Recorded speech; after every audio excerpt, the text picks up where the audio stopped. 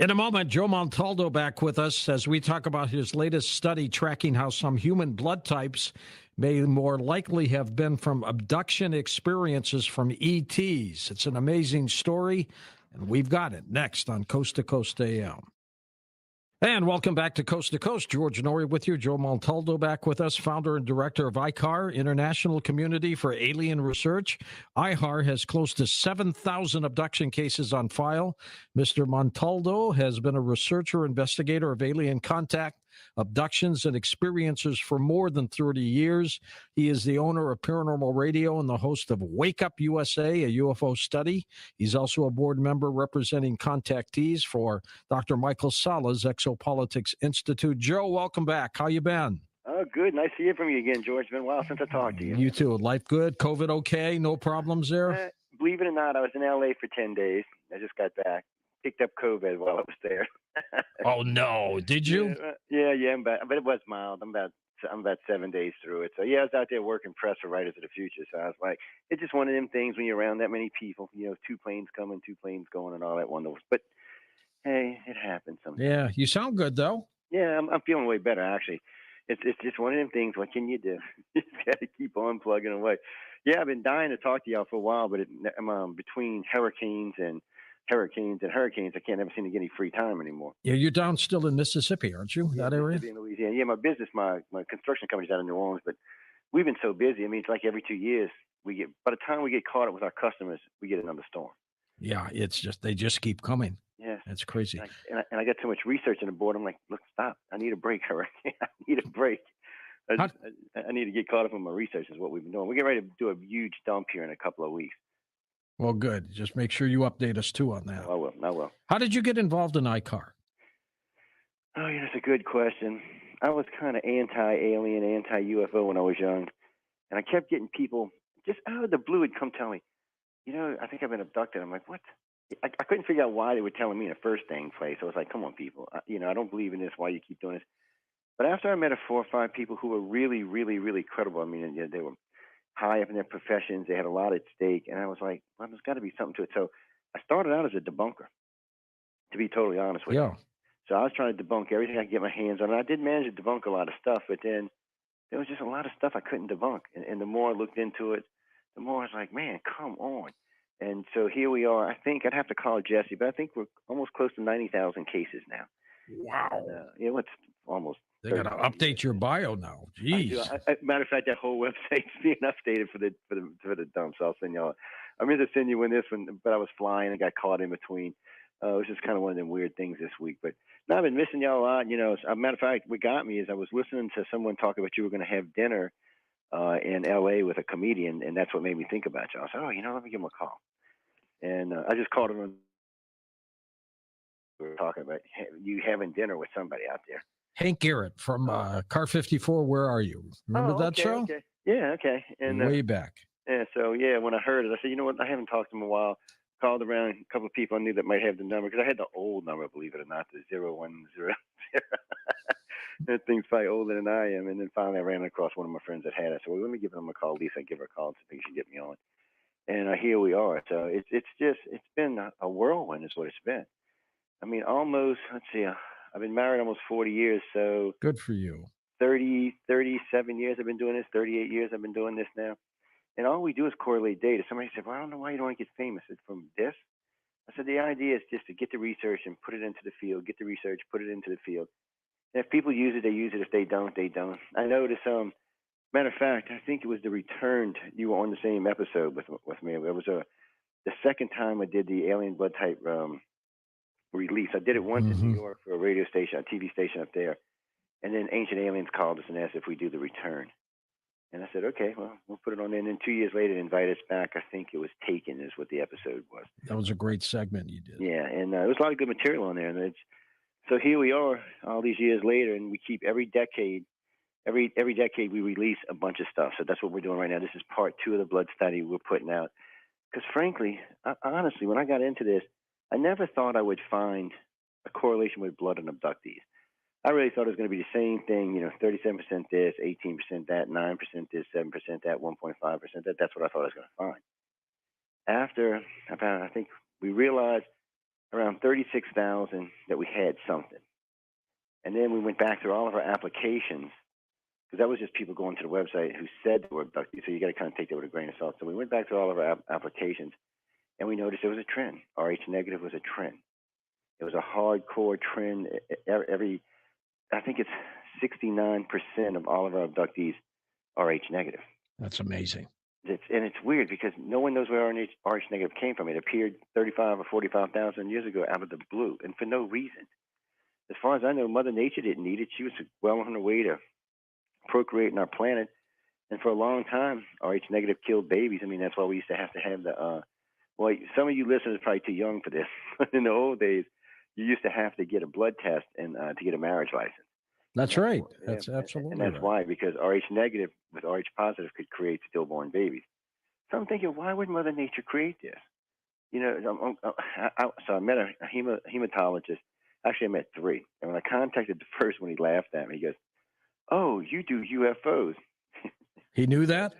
Yeah, so he started laughing. So I sent him all the data I had. So then he calls me on the phone. He said, "Well, wait, what is this?" I said, "This is what we've been learning. This is what I just want to get your opinion." So he got all wrapped up into us, gave us all of his maps from all the research from around the world that he's done on hematological research, and we found out things like Rh negative, O negative is the universal donor, O negative is also the purest form of blood known to man, where all of our hematological research comes from, and yet here our majority of our contactees are in the Rh negative range. And I'm thinking this can't be a coincidence. I'm like, there's just got to be more to this. So the more we looked into it, the more people we found in the Rh negative category. And by the way, ladies and gentlemen, it doesn't mean if you're Rh positive you can't be a contactee. It just means there's less of them. And the other weird thing about this is, 40,000 years ago, so maybe it was 1% Rh negative. Today, I think it's up to about 18%. It's growing. And it seems to be pushing Rh positive people out. So it just keeps growing. What do you think they're doing, Joe, with the Rh negative people or the blood type? It's a good question because I wonder if they're just gently changing who we are. Because if you look around, Rh negative is what created blue and green eyes. Before Rh negative, basically we lived in a brown hair, brown eyed, brown skinned planet for 2 million years. And then all of a sudden, this emerges on the scene. We start having these mutations. It's Rh negative people seem to be a little more aggressive. And I don't mean in a bad way, but they're more likely to go out and do something, achieve something. Their personalities seem to be more high in high power. We found out recently that a lot of politicians and a lot of movie stars are Rh negative. Interesting. Blue or green eyed, and it's just weird because it's it's so much smaller of a segment of the population to be representing so much of a larger part of the population. And it just keeps snowballing. I'm like, well, what could they possibly want with this? So the best guess is this is how they're changing our society. So I called a friend of mine at Boeing. I mean, not at Boeing, at the Air Force, just recently because in 2000, the Air Force and Navy reinstituted their psychic programs. They dropped their remote viewing programs and instituted psychic ability programs. So I called a friend over there and I said, let me ask you a question. I said, do me a favor. I said, I don't want to know anything top secret. I said, I'd like you to pool the people you got and see how many are Rh negative versus Rh positive in your pool. A couple of weeks go by, I don't hear anything. A couple of weeks go by, I don't hear anything. So I ran into the general of Space Command at one of the things I was attending. And I asked him if he'd asked for me. About a week goes by, he calls me. He said 72% of their Wow. are Rh negative. So I was just taken back. I was like, what the? So it seems like that on this side, and it doesn't necessarily mean you don't have psychic abilities, people if you're Rh positive. It just seems like these people tend to have more abilities, stronger abilities. And now that I know the Air Force and Navy are doing it, it seems like there's more Rh negatives in those positions. And what percent of the human population is Rh negative? 15% currently. So with 15% of the population Rh negative, yet 70% are those that were abducted. That's huge. That's huge. And when I first seen this 10 years ago or 15 years ago, I was like, what? And that's why we kept going back over because it was giving me a headache. I'm like, no, this can't be right. It has to be the same as the population of the planet. Because O positive is 37%. I think A's like 36%. So I kept looking and looking and looking, and it didn't make any sense. And then I stumbled across something else. Did you know that Central and South America are 98% O? Yes. Yeah, so it's significant because nowhere else in the world does that. And of course, we know the Nazcans are down there. We know the Mayans, Aztecs, and Incans were down there. We know there was a lot of societies down there that seemed to worship aliens, and now we find out that there's a huge segment of the population that was and no one can explain it. Anytime I ask anybody, nobody can give me a reasonable explanation. I said, well, maybe they came across it. Obviously, they didn't come over the land bridge, so where did they come from? So the deeper we get into this, the more the puzzle seems to go. But when you go back to the alien aspect, when I put people under, because when we do hypnosis now, we do voice stress analysis with the hypnosis, and to determine if they're telling you the truth or not. Well, part of it's that, but part of it is, George. So let's say I get you down to level 5, and I have you tell me about an abduction, and I don't see any of the lines moving. I'm going to question the experience. Okay. Because you know as well as I do, these people are stressed in some way or another. So absolutely, it should be showing stress in there. If they're not, I'm like, this sounds like a story to me, because I've never met anybody who's a true abductee. When I put them under there and put that stress meter on it, that meter was fluctuating all over the place. And what percent, Joe, do you think people are lying to you? In the old days, I would have said it was about 60-40. These days, it seems to have changed a little bit. It's probably dropped about 40-60 now. I noticed since we've updated the sites and really made the applications harder, the amount of people trying to lie has gone down. Because what we did was we used to have 25 question questionnaire. Now it's 75. And it's quite detailed. So I noticed the true people will go ahead and fill it out. The people who are faking usually will get like halfway through or stop. Then stop. It's just too much for most of them. So that's why we did it like that. And that's what we're getting ready. We're getting ready to release that in 3 weeks. The gray and reptilian and human studies are going to come out. Oh, and by the way, after all this time of doing this, I'm finally got a book coming out. It's called Contacted Navarre. Good for you. Yes. Well, let's get you back again. When's that book come out?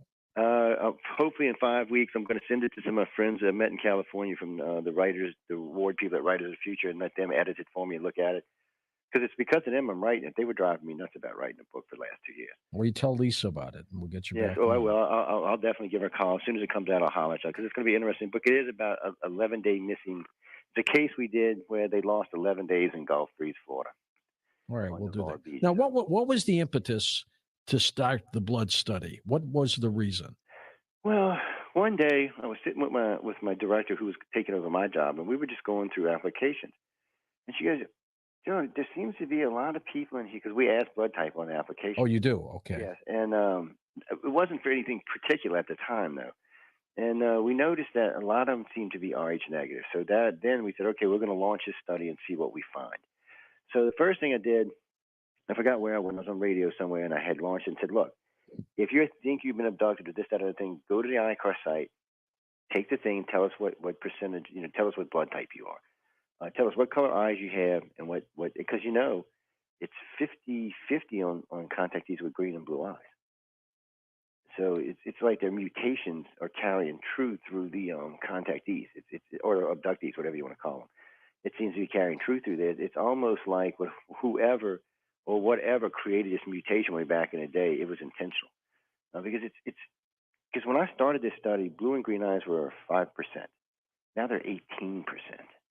And that's just in 40 years. So do you think the Rh negative people might have been hybrids in the beginning? They might have been. It's a good chance that there was some kind of interaction between some local population and the aliens, because there's no other real explanation for it. I mean, I can't get any scientists to give me, and I've talked to many of them. I host a show called Science and Behavior,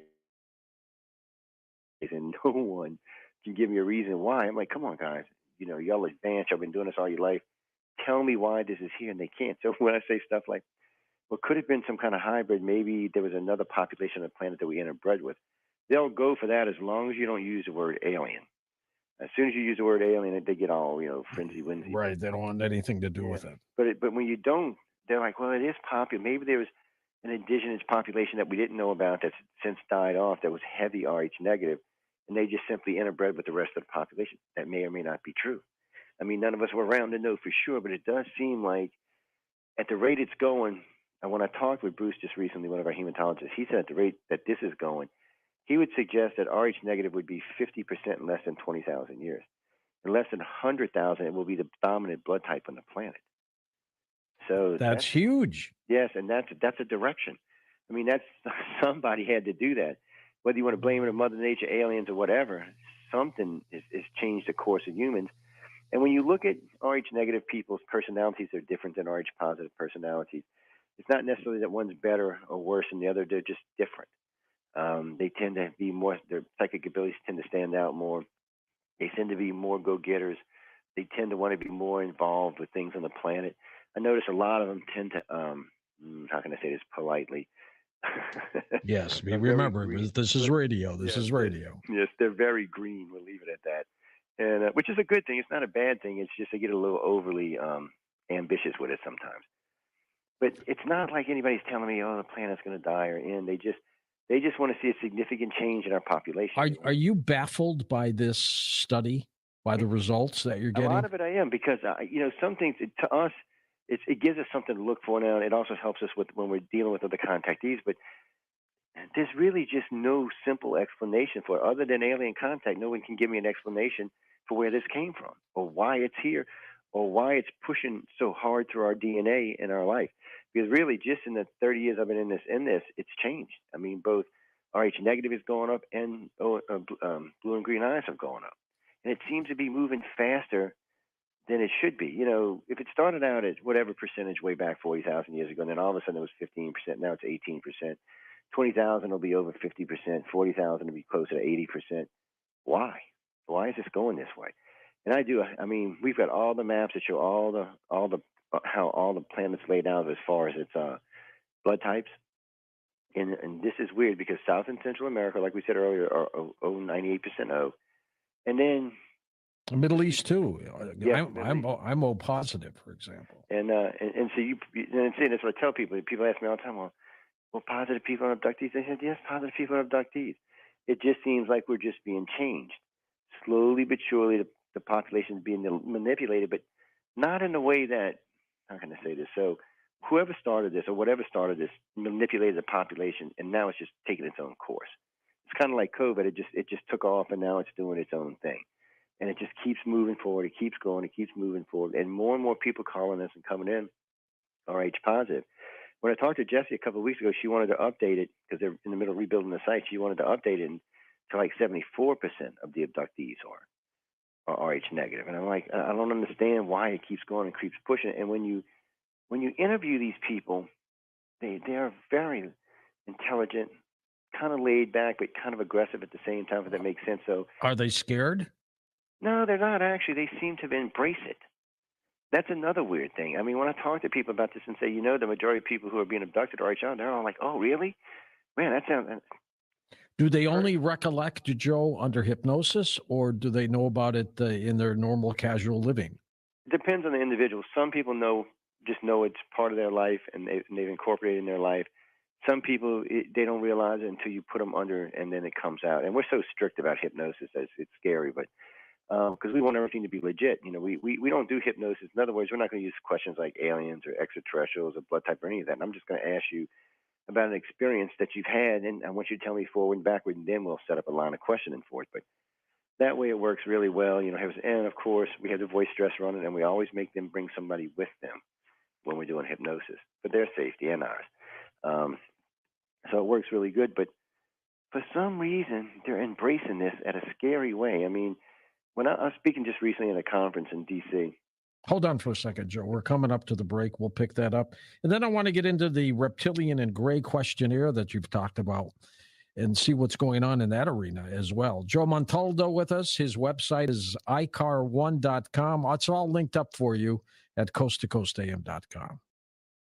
We're going to take your calls next hour with Joe Montaldo as we talk about their incredible research into the blood type studies of alien abduction folks. And then we're going to also talk to him about reptilians and grays as well and what's going on in that arena. And welcome back to Coast to Coast. George Norrie with you. Joe Montaldo with us as founder and director of ICAR, which stands for International Community for Alien Research. And we're talking about their blood type study, where the overwhelming amount of people who have been abducted happen to be Rh negative, which is still bizarre, Joe, isn't it? Jesse sent me the updated numbers for the website. So it's 91,200 cases. Out of that, 71% are Rh negative. Out of that, 42% are O negative. Oh, really? Yeah, so I'm not But negative exactly. seems to pop up all the time here. Yes, it just seems to be a theme that's running through, and it seems to be growing. I mean, originally, I want to say it was like 55%, which was shocking. But now it just seems to be getting. I don't want to say worse, but it keeps seeming to grow. The more cases we get in, the more it seems like the Rh negative is taking over. Um, so right now, I'd say we're down to 30% O.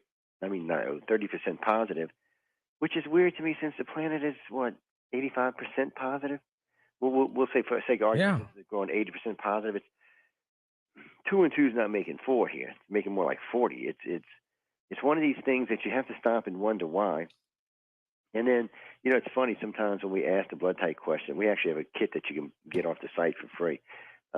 People are like, well, I don't know what blood type I'm in. I said, well, maybe you need to find out and see. But it doesn't stop anybody from getting abducted. It just seems like it's been moving. So I would think somewhere 100,000 years ago, 200,000 years ago, whenever the original abductions first started, when they went through the family lines, they were looking for RH negative.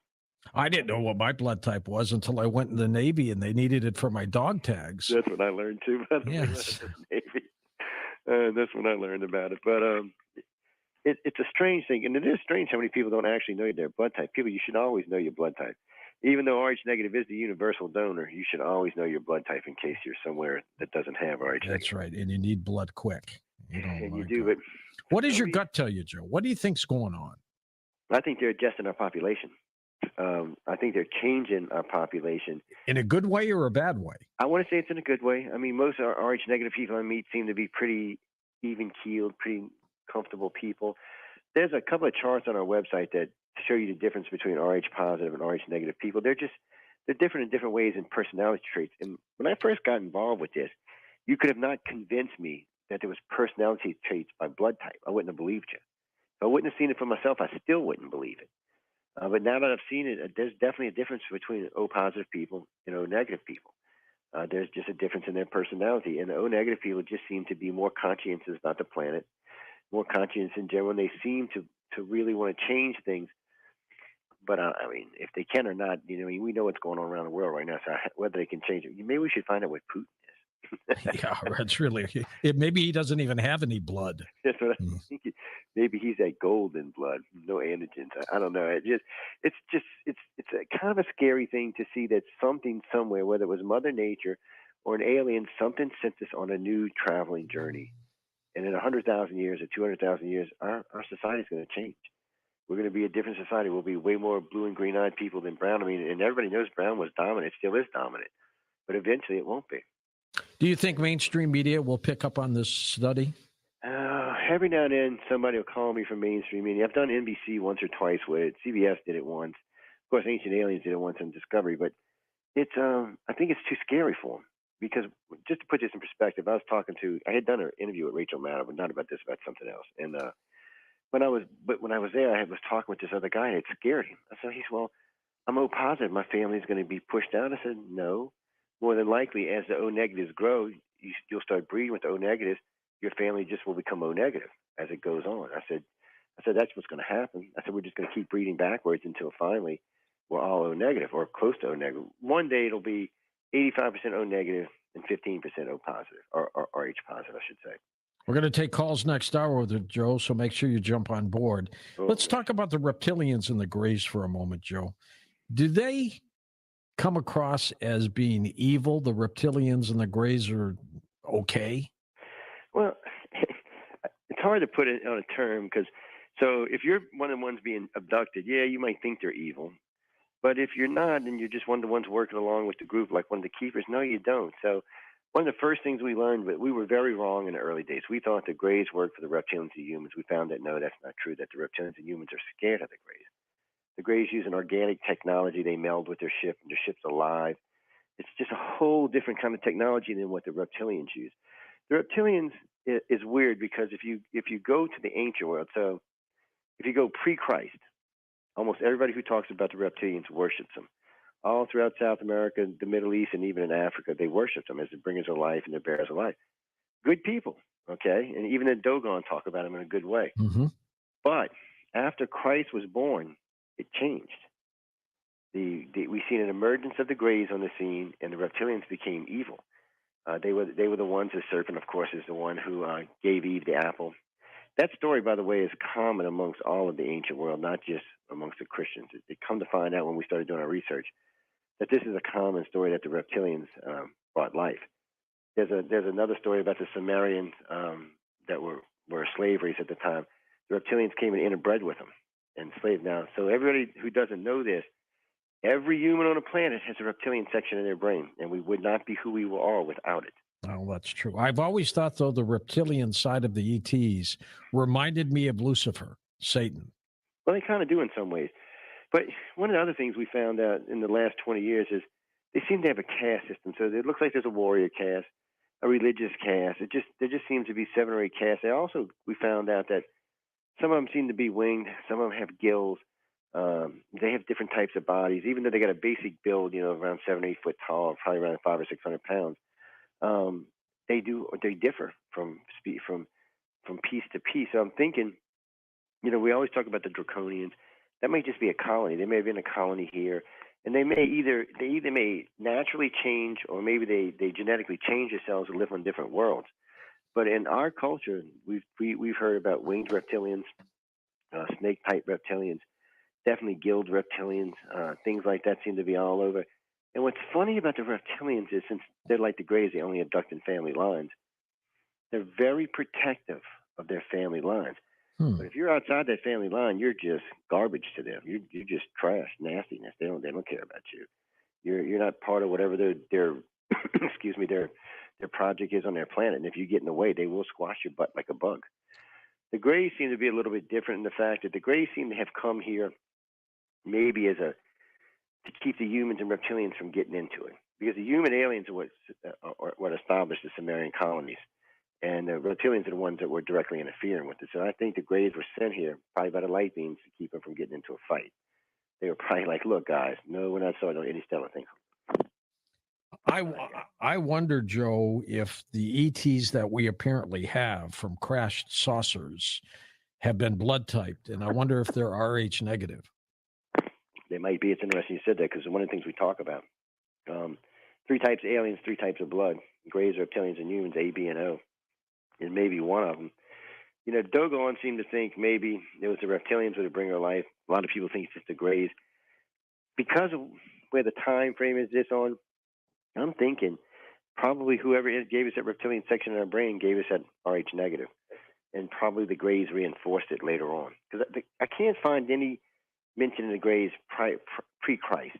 They just don't exist. It seems like you start seeing them in Egyptian texts about 2,800 years ago. You start seeing them all through Samaria and places like that. But before that, they just don't show up. But the reptilians and humans date back as long as we do, if not longer. And the reptilian part of our brain is in the amygdala, which gives us that fight or flight that, as you just said, without that, we'd be toast. We'd be a slave race again, is what we'd be. And it's an important thing. And I get, when I'm doing lectures and stuff, people, "We don't have no reptilian section of the brain." I say, "You got your cell phone? Look it up on the internet." That's all I can tell them, because it's there. It's part of who and what we are, and it's a big part of who and what we are now. Whether we need to breed it out and become a wimpy race, I don't know. I think it's more about control than it is about getting rid of it. Because as we colonize space, we're going to need that. As we move forward into space travel, we're going to need that. We're going to need that flight or fight, because we don't know what we're going to find out there or what's going to be out there waiting for us. So we're going to need that. We can't go out as just a wimpy race is scared of everything. That's just not going to work. It's not going to work on this planet. Have you had anybody in government want information on your blood type study? Oh God, yes. I've had on that. I've had people contact me on that, and I had 2 senators and 2 senators' aides. Matter of fact, this is a weird story. So I'm in D.C. for something else. I was actually doing a political lecture, and I'm in D.C. and these 2 aides come up to me and said, "Are you the guy who did the blood type study?" And I looked at him and I didn't want to say anything. I was like, "Yeah, I'm the guy who did that." And I'm not going to mention the senator's name on air. I will tell you he's a very famous senator from Texas. And he said he would like to talk to you. I was like, "About what?" He said, "Well, about the blood type study and the aliens." I'm like, "Really?" I said, "Well, what?" So we had lunch at the Washington Press Club, and we discussed it. And while we were there, another senator from New Hampshire showed up. And I was like, okay, I'm thinking now the Fed's coming to get me. I'm getting locked down. Here we This is go. it. Yeah. This is it. But they were very, very interested. And about 10 years earlier, Senator McDonald called me. This was so funny. I got to tell you this story. So I get a phone call from an aide, says he's Senator McDonald's aide. I hung up. I just hung up. It says BS. He hung up. Yeah, 2 days later, I get another call, and I was like, no, I don't believe it. So about a month passes, I get a vanilla envelope comes to my door with a picture of his congressional ID and his driver's license.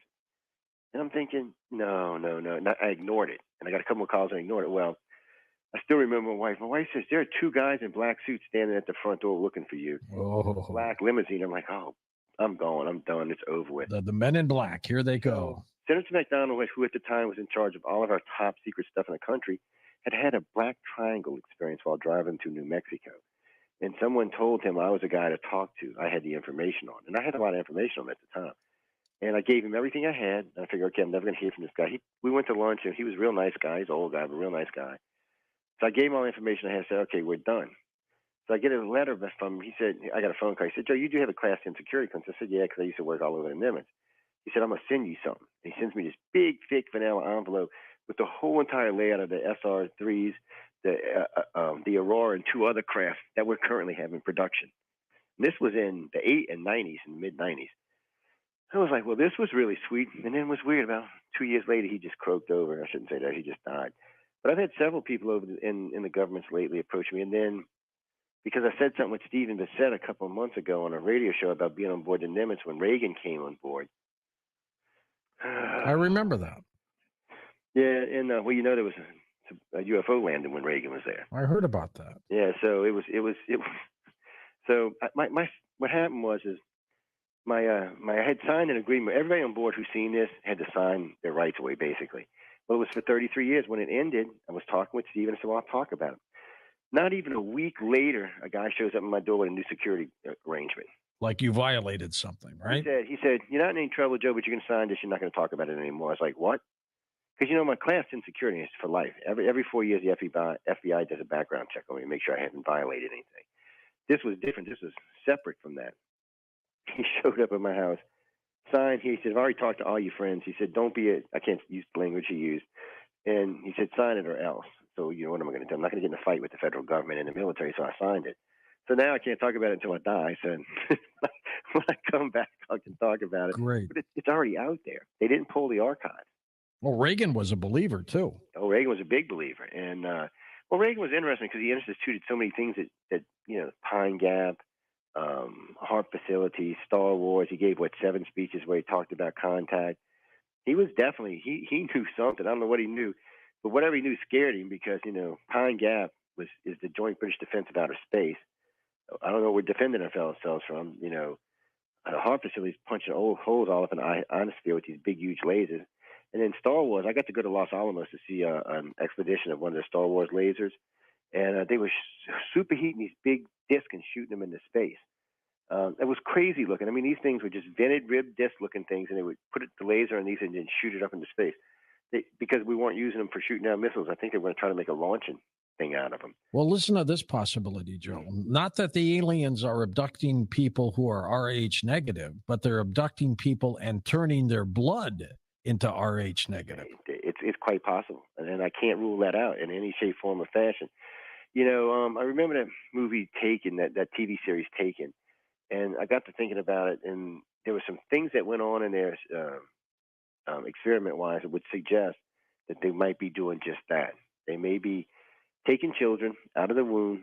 We remember the missing baby syndrome, rearranging their DNA, putting them back in their moms and being born RH negative. Right. And we don't know that they're not. And it does seem like they want to change our society, but they're not taking out the regress, that reptilian section.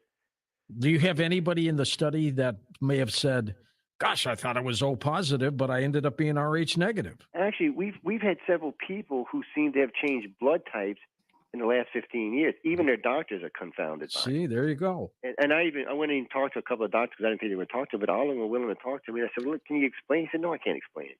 He said, all I can tell you is this guy, Jimmy, was born O positive, and now he's O negative. So the letters don't change, but the RH factor changes. And ladies and gentlemen, in case you didn't know this, RH negative does not share its common genes with the rhesus monkey like RH positive does. It's a separate type of blood.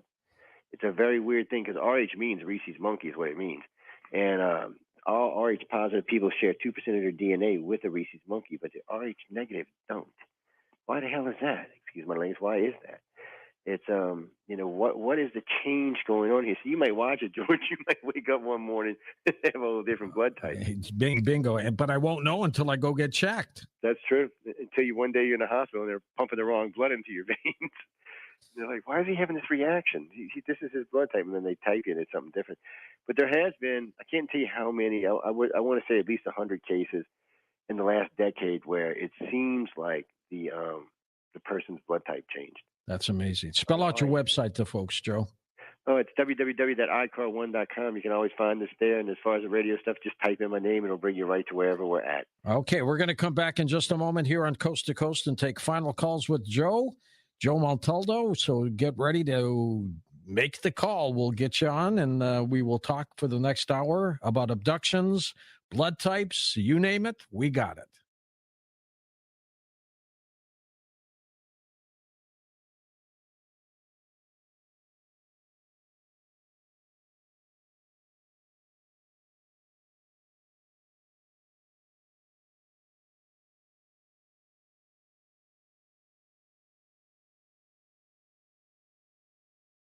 This hour, we'll take your phone calls. Joe Montaldo with us, and we will be back in a moment on Coast to Coast AM.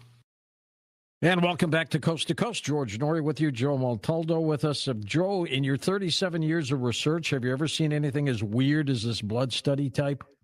Well, there's been some weird stuff going and coming, I ain't going to lie. But the blood type just is still catching me off guard. I mean, we get all these weird things about the Greys and the reptilians and the humans, and over the years, it just adds up so we understand who they are. But this is just different. This was, we can't figure out exactly who started this, is what's bothering me the most. And why? And I'm hoping, I'm really, truly hoping that this is something positive for the planet. Now, granted, you and I won't be here when it's finished, or maybe we'll be reincarnated by then. But regardless, this is still, it's ongoing. It seems like it's an ongoing long-term project, at least 100,000 years. I'm trying to think. Somebody's got a plan for us, and it's not us. We didn't have the technology to do this unless we were time traveling and went back and did this. It's not us doing this. It's something else. And I don't think it's Mother Nature, because I don't think Mother Nature would have created something that was a baby killer. No, not at all. I just don't think she would have done that. So this is something different. And let's be honest. So whenever this occurred 40, 50,000 years ago, 100,000, whatever it was, all that time until recent times, until we found the guy in Australia where we invented the antigen D genes, we could give you a shot so it wouldn't affect your baby. Until then, there were stillborn babies being born all over the place. It just doesn't make sense. And whatever this project is, they must have known sooner or later that we would adjust to the blood type. They had to have, because we did. In the 90s, in late 80s, early 90s, when we figured out how to give you a shot, so you could. It didn't matter what blood type you were. In terms of the blood typing, Joe, in the different categories, what does science say about Rh negative? Well, Rh negative is the universal donor, but more than that, it is the most purest form of blood known to man. It's almost where all of our hematological research comes from. Without it, we would be 100 years behind where we are today, maybe even more than that. It is something that revolutionized what we understand about blood. So for science, this was an excellent thing. Out of the blue, some Rh negative comes along, and bam, now science understands blood much better than they did 100 years ago or 50 years ago, based on this Rh negative, this O negative, actually. No one, when I talk to scientists about this, or somebody in the hematological world, I ask them, I said, okay, O negative is only 7% of the world's population. I said, what is it? And they can't answer me. He said, all we can tell you is it's the purest form of blood known to man and is the universal donor. So everybody always tells me that AB negative and AB positive is the rarest blood. In a way, that's true because it's 1.5. But they can take Rh negative. Rh negative can't take anybody's blood but their own. So technically, they're the rarest blood to man, because they can only take their blood type. You can't give them any other blood but Rh negative, or it'll kill them. But yeah, you can take an Rh negative person, take their blood, and give it to anybody on the planet, and they'll live. And they're fine. Yeah, it's somebody had to have made this. It just doesn't seem like an accident. it was almost for society. And then through the wars, it was a great thing because they didn't have to stockpile tons of blood; they could just stockpile Rh negative. You've probably learned more about blood than you want to know right now, huh? Oh man, I do. I probably know as much as half the hematologists on the planet. I've talked to so many of them, and what's so interesting about this is when I bring this up to somebody, it fascinates them. They don't like hearing the UFO or the alien word, but even they can't deny it could be a possibility because there's no other explanation. They can't tell you why this blood type started. They just don't know, and they can't tell you why after 2 million years of evolution with our Rh positive and brown eyes and brown hair, we changed out of the blue. Out of the blue. Let's Yeah. go to the phones for you. Let's go to Seattle, Washington. The caller does not want his or her name known, so we call them anonymous. Hello there. Hello, anonymous. Hey, Mr. Nori. Good morning, and sir, how are you guys doing? Hope you guys had a wonderful weekend. So my thing is like almost like a comment. It doesn't have nothing to do with like the blood type, but I used to work for LabCorp, and in their in the database they have over 2/3 of American population. They are based in over 100 countries, and their sister company is a pharmaceutical company. So, for example, if you go for your blood work and you get your results in 2-3 days, what do you think happens to the blood work? Some of the tubes and the blood work can last up to 3-5 years. Mm-hmm. Because you freeze them. So when you go get your blood work, if you're, for example, if you're like type 2 diabetic, so all your blood work is, corresponds to a patient that has type 2 diabetic. So what you become like a patient, number 206 that has diabetic problems. So any medication that needs to be tested on a patient that's, around diabetic. So what they do, they use your blood work as a test patient. And you don't even know about it because 99% of the people don't know about it. And let me ask you, did you see much Rh negative blood in your studies? Rh negative, I'm not a hematologist. I'm a lab tech. Okay. So I worked I worked for 12 years. And that's basically you send all this blood and then almost none of them gets destroyed. It actually goes to a database because in their database they have 2/3 of the American population, and then on top of that is based in 100 countries. So they're constantly doing tests. Well, I'm glad you brought this up, man, because in case you didn't know this, amongst diabetics, for Rh negative is much lower than Rh positive, and O in general is much lower than A and B. Nobody knows why either. It just is. Is it conceivable, Joe, that government is doing this Rh negative testing and people think they're being abducted? Well, in some cases, it could be possible. I mean, some abductions are pretty hard to fake. Our government just don't have those kind of technologies yet. Some, we track, as I knew Melinda Leslie and I came and talked to this about you a long time ago, but we track military abductions on a fairly regular basis. And it's not beyond possibility that they're not trying to figure out what this is or why this is. Right. And does it need to be corrected? Is it going to take their power base away from them? But things like diabetes. So, with COVID, people are less prone to get COVID than other people are. People are less prone to get diabetes than other people, and generally they're healthier populations. Don't ask me why. And when I ask the scientists about it, they just say it's because of the antigen and gene or this anti or that thing. But in the end, they don't really know. They don't know. They don't know why. Joe in the Bronx. Go ahead, Joseph. Hey, George, how are you? Good to hear you, Joe. Oh, and it's a good segment. I'm enjoying this segment.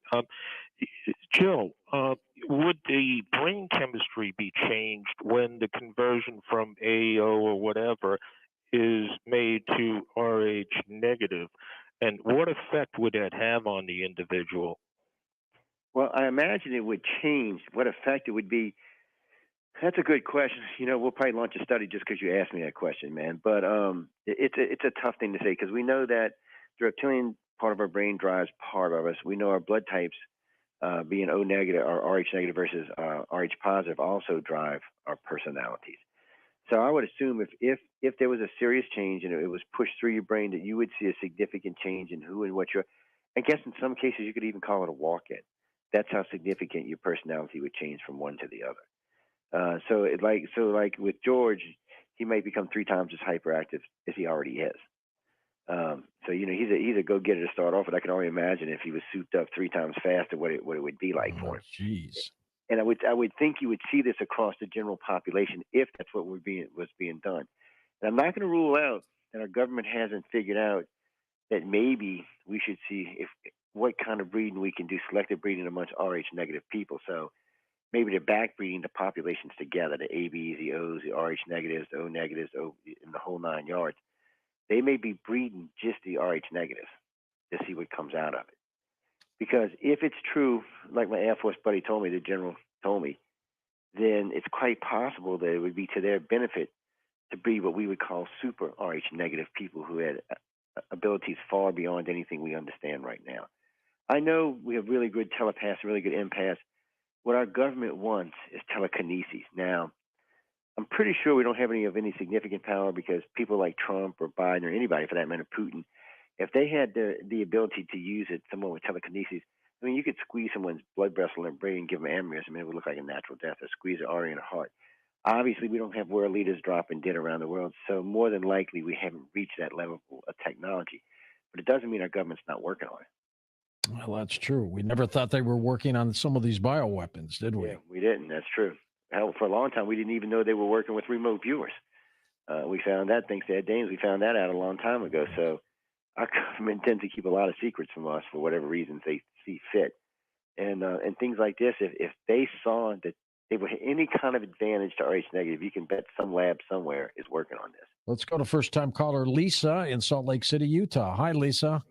Hi, how are you? Okay, good to have you with us. Yeah, thanks for taking my call. And you guys are so speaking my language. I'm an O negative, and he's so spot on everything he's saying. Personality wise, I ran a negative blood page when I found out my blood type and the characteristics we all have. It's like I kind of sniff them out. I can sense people with negative blood. It's so weird. Yeah, all of them say that, by the way. It's a weird Here's thing. a little fun fact, too. A lot of musicians are negative blood types. And did you know the 27 Club, the whole 27 Club were type O negatives? Really? I didn't know that. Yep. I researched a bunch of it. And yeah, he's spot on about The 27 Club, Joe, was a handful of musicians who all died at the age of 27. Damn. Oh, well, hope they wasn't Rh negative. That put them over the edge. But it's quite common. We have if the stats are right, we just went through about 50% of our politicians are Rh negative. So what bothers me is which ones are they? And I'm not going to get into whose name's who, but we have been able to figure some of them out. But we also know that a lot of Hollywood people are Rh negative. So when you see someone with green or blue eyes, somewhere in their bloodline, there's Rh negative because that's what created the mutation of the green and the blue, was the original mutation of the blood. So that's another thing that's a little weird about this. So green and blue eyes and Rh negative is a mutation. It's not a naturally occurring thing in our bodies. It is a mutation. And it's a mutation that seems to be growing and getting bigger and moving faster. Because when we first did the study, I want to say that blue and green eyes were like 4%. Now they're 18%. And that's just in the 35 years we've been doing the survey. So it's expanding. For whatever reason, it's expanding at a great deal. And we only have limited access because I can't access countries like Russia. I do have access in India. And since our network goes into China, we have a big following in China, so we can actually check there as well. But still, some places in the Middle East, we have limited access. Some places in Africa, we have limited access. Now, South America, believe it or not, they're very into this. So in South America right now is running 50-50 Rh positive, Rh negative, even though 98% are O. They are running 50-50, which is odd because it should only be 15% Rh negative. Exactly. It still defies logic, doesn't it? It does. And then, when you get down to the Nazcans and all, we know there was some kind of contact there. I'm pretty sure the Mayans and the Incans and all, I'm pretty sure the Toltecs were probably the original contactees down there. or somewhere along their inherited line they were. And of course, I can't hang to anybody who loved Chihuahua. So I just got to say. Long Island, New York, we go. Joe's with us east of the Rockies. Joseph, you're up. Go ahead. Yeah. My question would be a couple. One would be these abductions.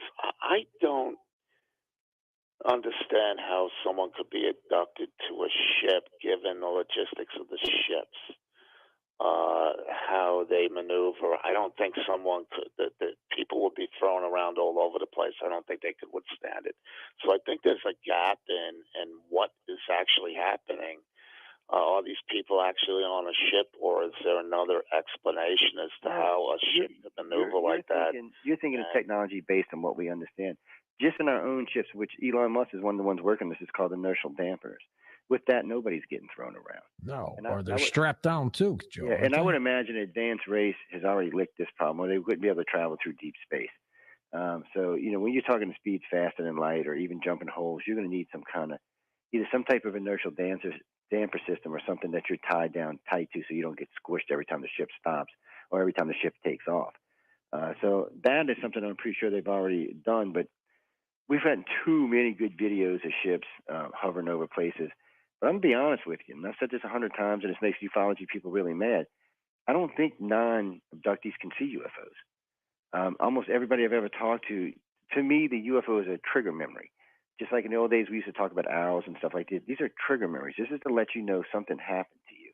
That's the only reason you remember the craft, because they want you to know something happened to you, so they leave a trigger memory for something to go off. Because here's a good one for you. Of course, we all know about the Phoenix Lights, hovered over Phoenix for several hours. Only a handful of people have seen it. 16,000 out of 2 million? Mexico City, UFO hovered for 24 hours. 1 million people reported seeing it out of 22 million. So New York City, when the ambassador seen the woman being taken out of her house, only a handful of people saw that in a city of 8 million.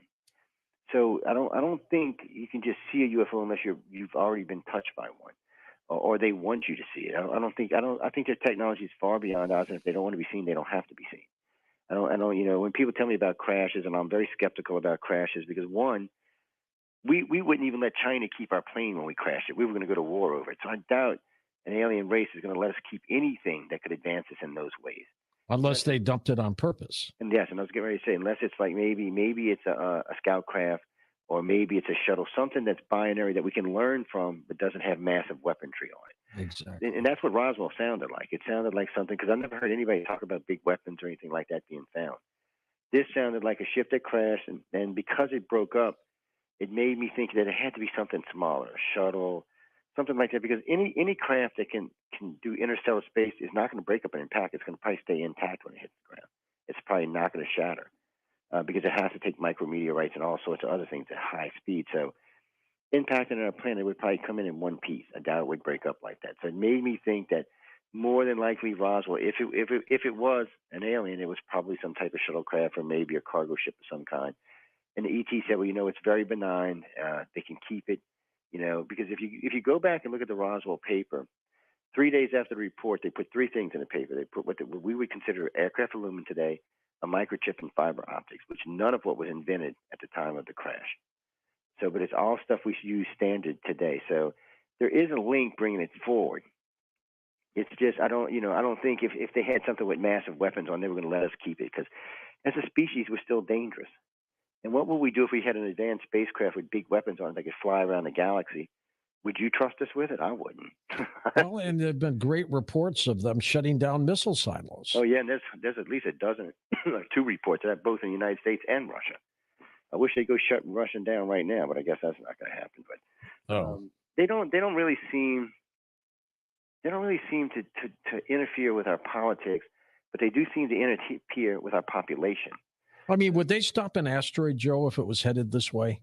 I don't know. I know they wouldn't stop a nuke, and we know they didn't stop Chernobyl or Fukushima. Right, that's true. So I don't. For them, I think you got to look at it from their point of view. If we irradiate the planet, they have the ability to clean it up. We may not, but they do. So we would just be handing them over a perfectly good planet. And I'd like to reiterate this to everybody: we're not killing the planet; we're killing ourselves.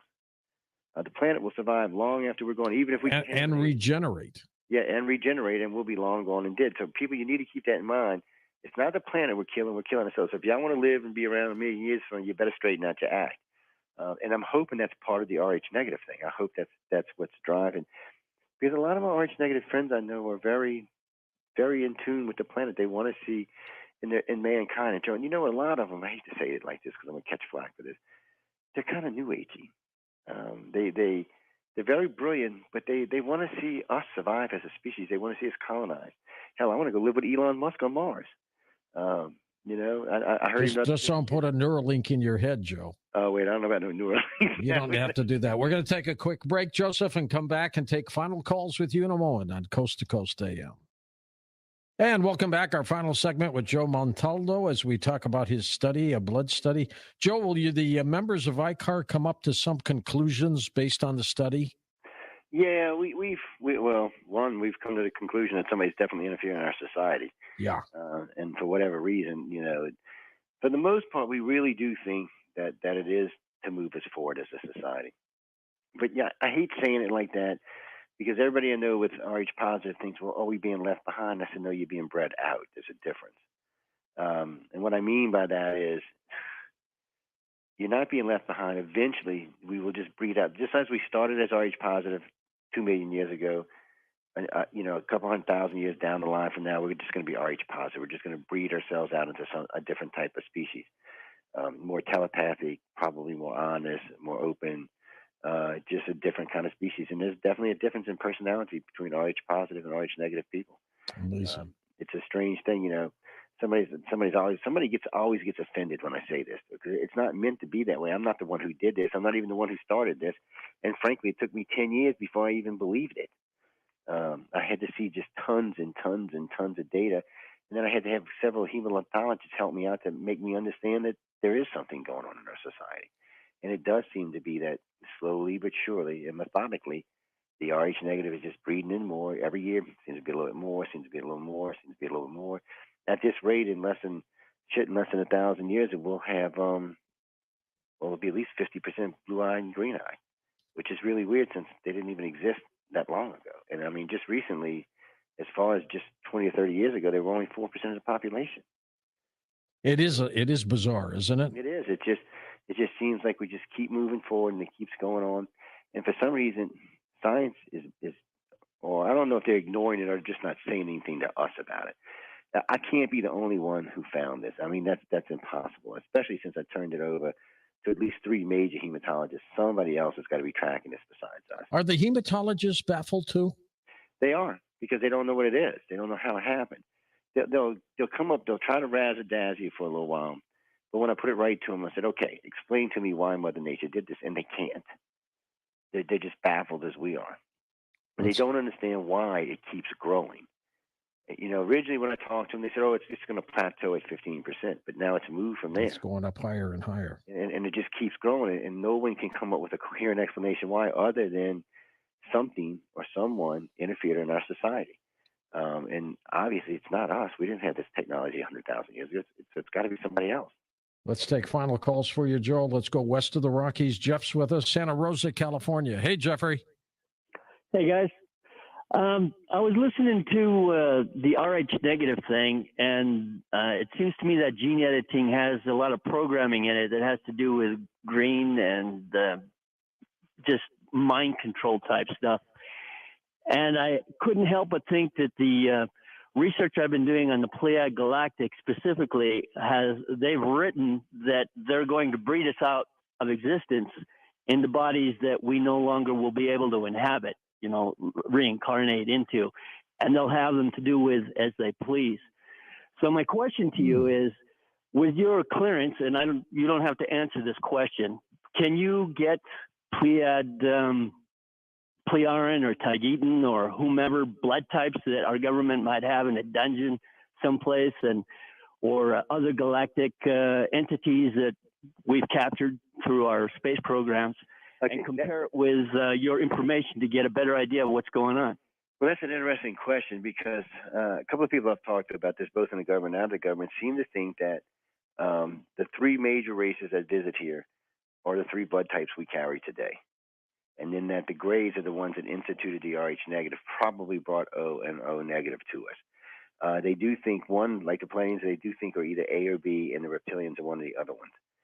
And that's what they think. They think that that's where our three blood types came from because they originally interbred with us. Because the Sumerian stories talk about the seven creations of man, with the subspecies of us being the last creation, meaning that they were just like us, except they weren't. They didn't resist. They would plow the fields, procreate, do whatever they did, and then there were stories about the reptilians used to come in and steal the women and rape the women and have children. Now, when I first heard this story, I thought the children being born were disfigured, looked like reptilians, but that's not what was going on. They were this incarnation of who's here today, us. Once they entered that reptilian section into the slave race, it became the aggressive race that's here today, us, meaning us. And then at that point, I guess the Greys and the reptilians and humans said, "Uh-oh, we may have made a mistake here." And ever since then, they've been trying to correct it. Because think of it this way. Technically, we have all three of the alien races' blood in us. So eventually, one day in 100 million years, we're going to surpass them. Do you want the species that's here today in deep space more advanced than the three most advanced races in the galaxy? Is that what they want? No, that's not what they want. They want us to be an equal race, but not a race that's going to go out and conquer and destroy and destroy everything. So they don't want us to be a child race again, and they don't want us to be an incompetent race, but they don't want us to become this race that we could be. I mean, according to most of them, we will evolve into light beings in a billion or so years. Do you really want us with this state of mind evolving into that kind of energy and power? No, you don't. So you need something to correct it. So when you talk with the government, more than likely they already know because they had reptilians and Greys and a couple others captured. So they probably already know what the blood types are. They're probably just trying to work them backwards to see what we can move forward with. And right now, it just happens to be the RH negative is the one that seems to be changing our species for the, well, we'll just say for the better and leave it at that. So like what you're talking about, if they were trying to breed us out, the Greys may have stepped in and changed it so that they couldn't. So now they're breeding a separate species that will be resistant to the other species. A little internal battle going on there, huh, Joe? Probably is a little bit. Well, the government's always said there's been some kind of stuff going on ever since, what was it, Valiant Thor? Which, guys, I'm not a big believer of Valiant Thor, so don't write to me about him. But there was something else going on. The human aliens, from every description I've got from anybody who's been abducted, look somewhat like us, but their heads are deeper than ours are. They're taller than us. They're heavier than us. They have 6 fingers, 6 toes. They look a lot like us, but they don't even breathe the atmosphere because originally in the original Sumerian stories, they said they built 2 great white dome cities because they couldn't live in our atmosphere of our planet. That race created a subspecies of themselves, which created the subspecies of us. So we can track that back pretty well. I mean, there's pretty good evidence about that. There's pretty good information about that. And thanks to the Middle East, there is a lot of solid evidence about the human and reptilian aliens, but the Greys don't come in until later, and mostly throughout the Americas and a part of the Middle East. So I guess, we always said the Middle East was a cradle of civilization. Maybe they were right. Maybe that's where the aliens first started our society at and moved forward from. Or interbred with ever ape man they found walking around the planet.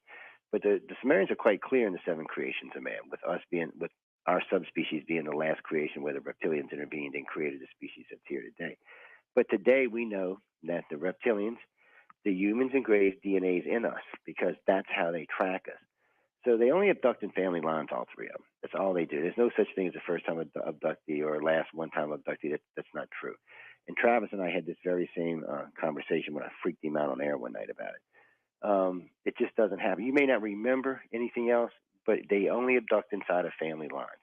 So we can tell they're manipulating the family lines because they only abduct inside of family lines. That's interesting. So RH negative is just another tool for them to whatever they're trying to change in us subtly is one of their tools, because for some reason they can't just come right out and do it. I don't know if it's because we'll rebel or whatever council's out there forbids it.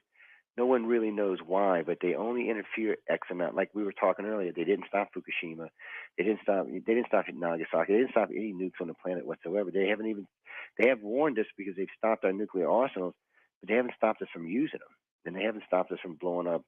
Like I said, Fukushima and Chernobyl and places like that. They didn't help us clean them up. And thank God they didn't use them on us. Yeah, I know. But it seems like it was a warning that we just ignored. And I guess after that point, it comes up to us whether we're going to destroy ourselves or not. And I don't think they're going to stop us if we do.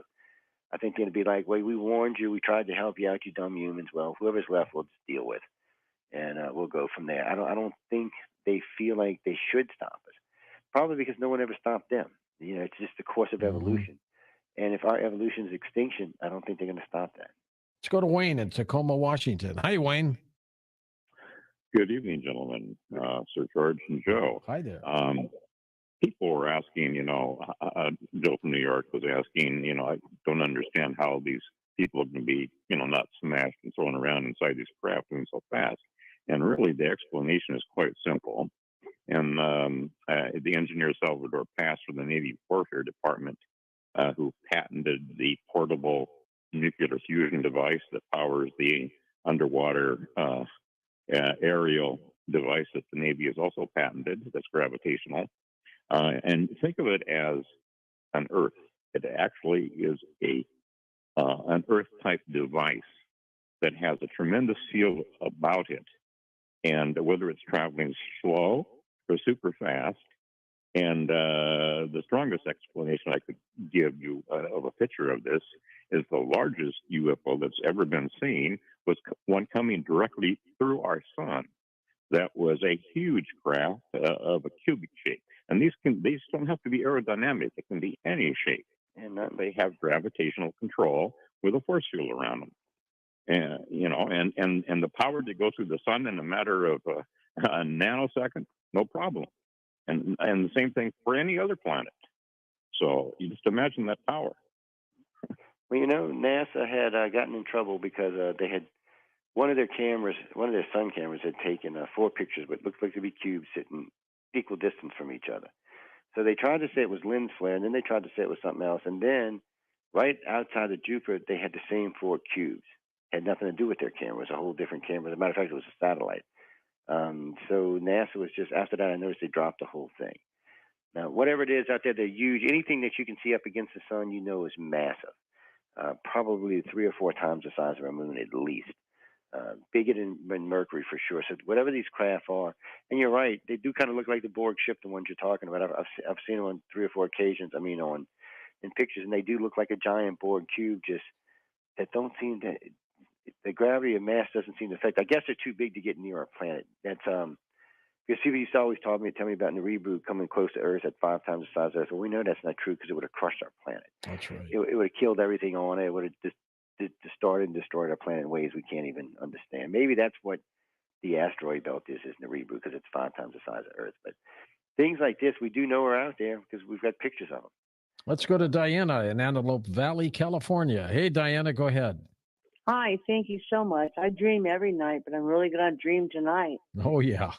I'm telling you, this is fantastic. I'm RHA negative. It's about 4% of the population. And about a year and a half ago, I received a letter from a lab in Texas where my family lives. And they wanted to keep my blood for future research. I still have the letter. Wow. And so I signed it and returned it. It said to help people, for certain research or whatever. Sure. The short letter. So I returned it.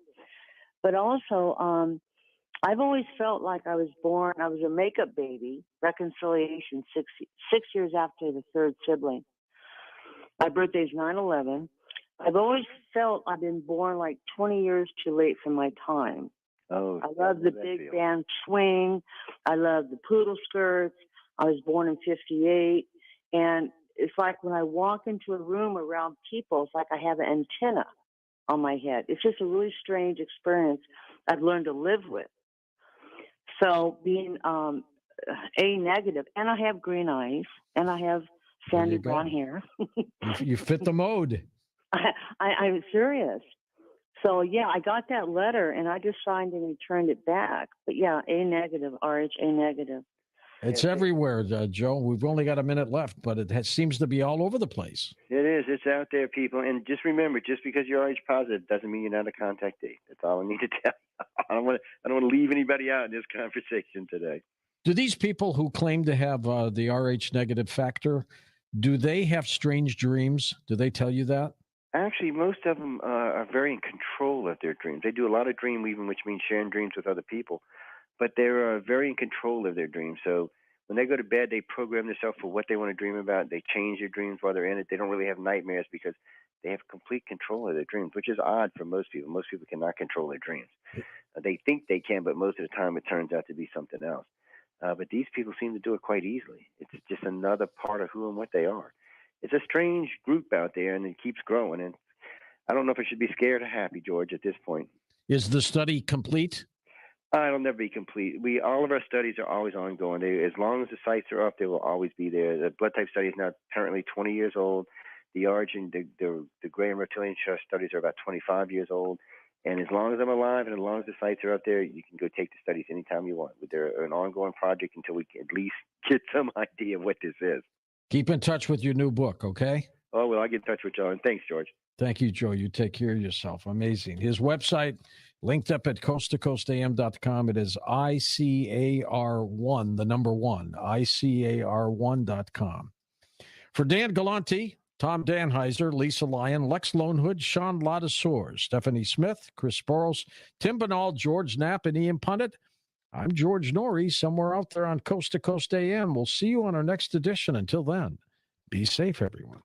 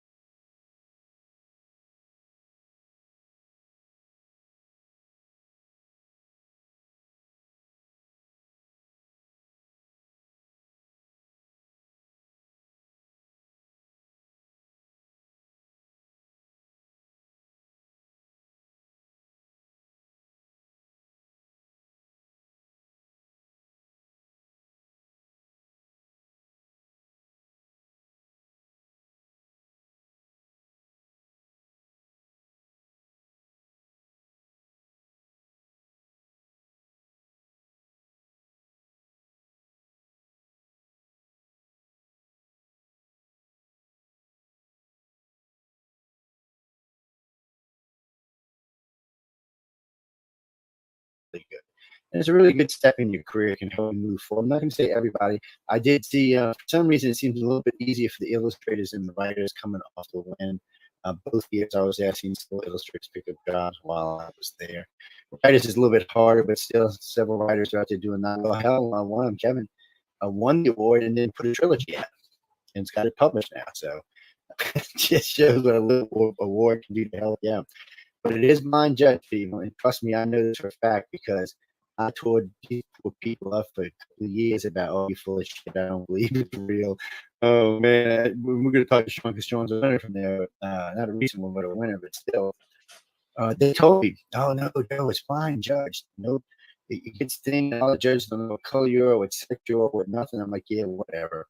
And how do you get in there? You got to slip somebody $500,000 just to get your story in there, which none of that is true, by the way. But it all turned out to be very nice. I will say this: if you do win, they're going to work the living hell out of you. You're going to get to meet all kind of famous people and all kind of people who can change your career, but you're going to work the hell out of it. But anyway, we have Sean Patrick Haslett. It's nice. Sean, how have you been, man? I've been doing great. I staying busy. Yes, as the world's been staying busy too. Like I think the last time, or I guess about a year ago or so, we talked about Weird World War III, which is that anthology that was about the U.S. versus the Soviet Union. What if they had fought a World War III? And it's like, about a year and a half later, we're getting pretty close. Yeah, we're getting pretty close. Well, we are. And what What year did you win that Ride to the Future? 30, 2017. 26. So what was that? 36? No, 35, huh? Uh, Just trying to think which book. 33, volume 33. All right. I'm just making sure I got it. You know, I buy and give away a lot of these books, and they send me a lot of them. I give a lot of them away, and I get them. Well, all the ones behind me are all autographed, so they're not getting given away. But still, people, I gotta go through a lot of work to get them damn autographs. Huh? It's like a nightmare in there when they do the book reveal. And I'm telling you what, this year wasn't that bad because they only had half as many. The year before last, they had winners for 2 years. Watching them signing books was like comedy gold. Every log jams out. It was, see, people, each one's got to sign their own story and their own artwork. So it gets kind of, some of the writers are faster than others. Obviously, some have better speeches than it's just hilariously funny. Not making fun, people. If y'all won, I'm all for everybody who won out there. But it was great. It was just, if y'all can get out, you should go.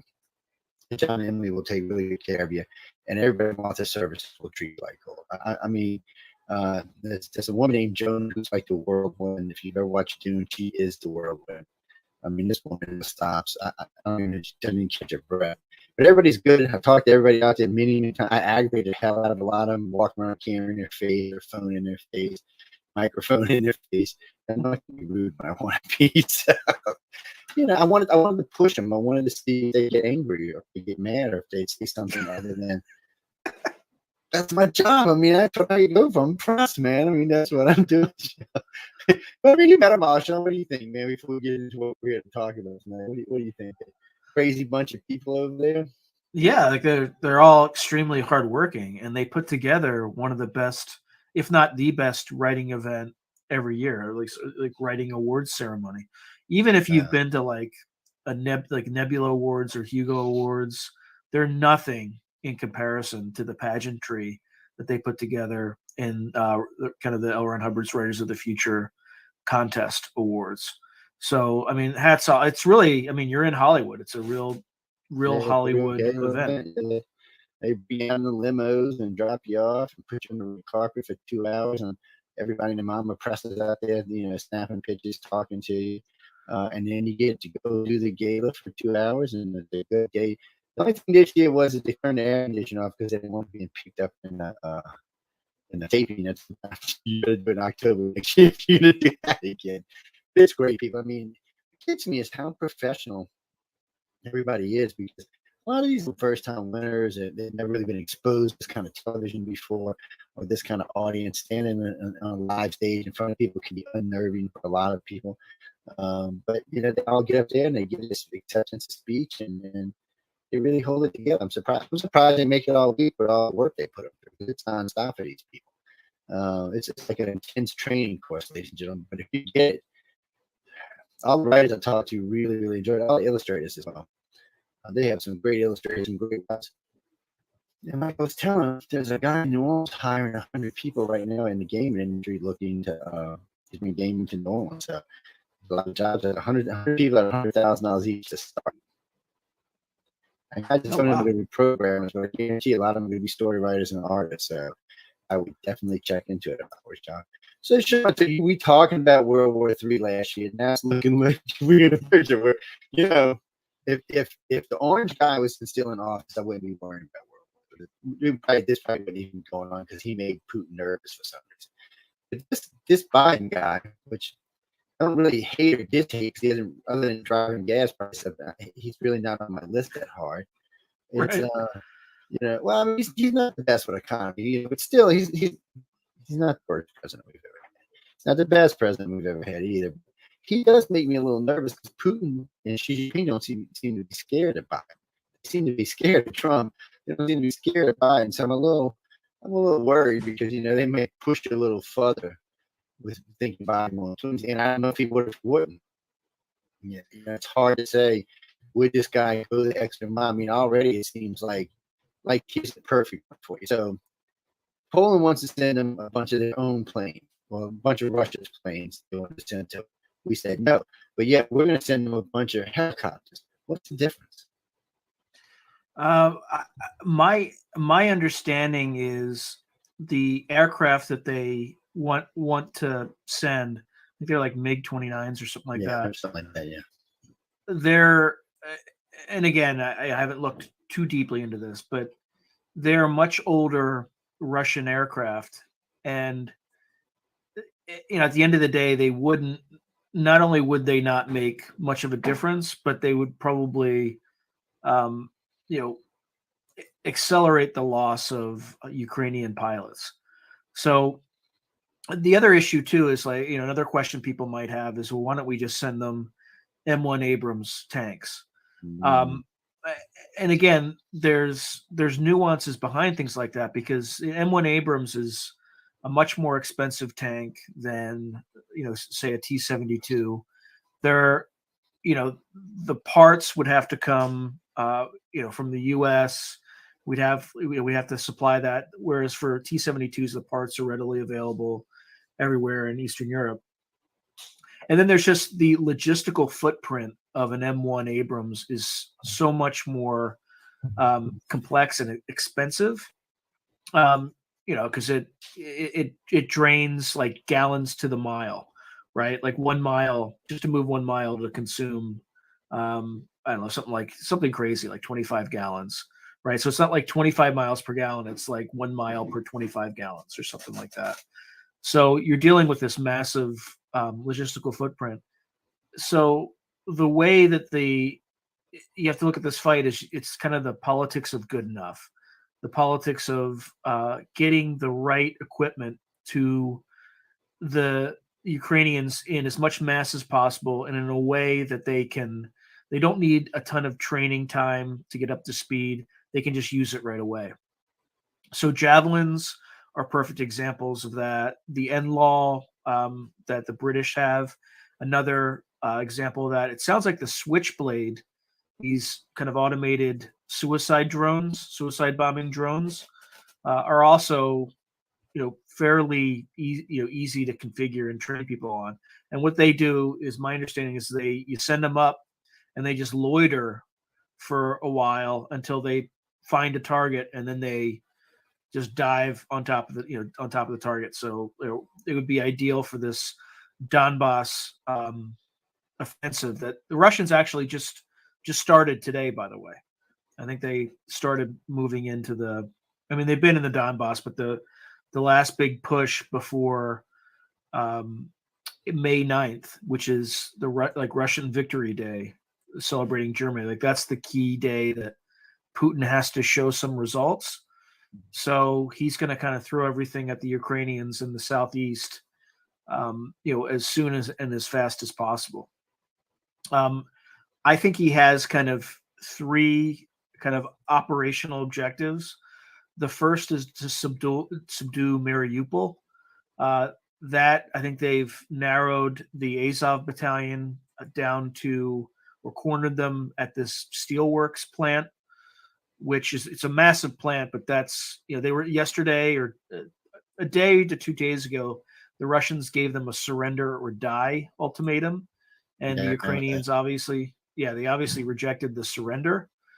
So that's ongoing. That's kind of the, once and if the Russians are able to subdue Mariupol, the secondary, or the next big phase is going to be focused on closing the salient at Severodonetsk.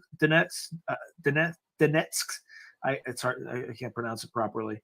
Which is the salient where there's Ukrainian forces that the Russians are trying to encircle with a pincer movement in the east, in the kind of Donbass region. And then the third operational objective that he likely has is to seize Odessa. And the reason that he needs to, and that might be kind of a bonus, I don't know if he's going to be able to accomplish that aim, especially since the Ukrainians sank the Moskva, right, with their Neptune missiles. Embarrassing. Yeah, no, that was just embarrassing, is what that was. Yeah, but you know what? Like, the Ukrainians had the capability, and they pulled it off.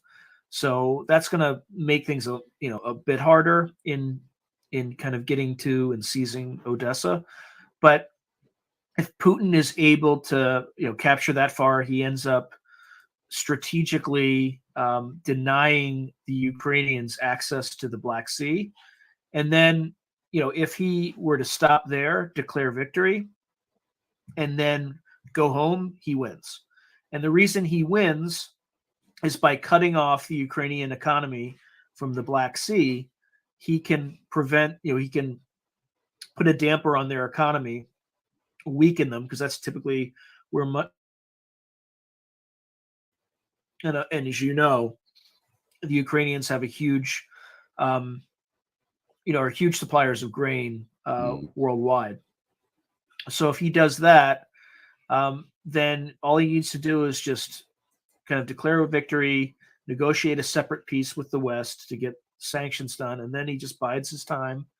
The fact that the Ukrainian economy would suffer would be an obvious impact of this because of the denial of access to the Black Sea, and all he has to do is wait, and he can either wait until the current leadership, there's an election, and then he can kind of try to influence the election by cheating or doing whatever Russian dirty tricks he decides to do with the FSB and bribing people, taking advantage of corruption, and then just gets a result that he likes, and then in the long run he can kind of either neutralize or control Ukraine. So that's where I think what his end game is. The thing about Putin is, what people are conflating is the utter incompetence of the Russian military with Putin's ability to be a strategist. And at the end of the day, if I believe that my military was competent, and I believe that my intelligence services were providing me with an accurate situation of what's going on in Ukraine, I would have done the exact same thing that Putin did, right? Which was aim for a decapitation strike of the Ukrainian regime. And the reason it failed was not because it was a bad strategy. The reason it failed is, the assumptions that Putin used to come up with that strategy were dead on arrival. And those, the two primary assumptions again are what my people are telling me true? Is what my people are telling me true? And can my military pull this off? Which, I've been disappointed by the Russian military. I mean, first off, I remember the first 2 weeks. So you got a 40-mile long line of tanks. Now, if that would have been anybody but Ukraine, we'd have been them out. We just did just 2 warthogs, and it would have been nothing left but a long line of destruction.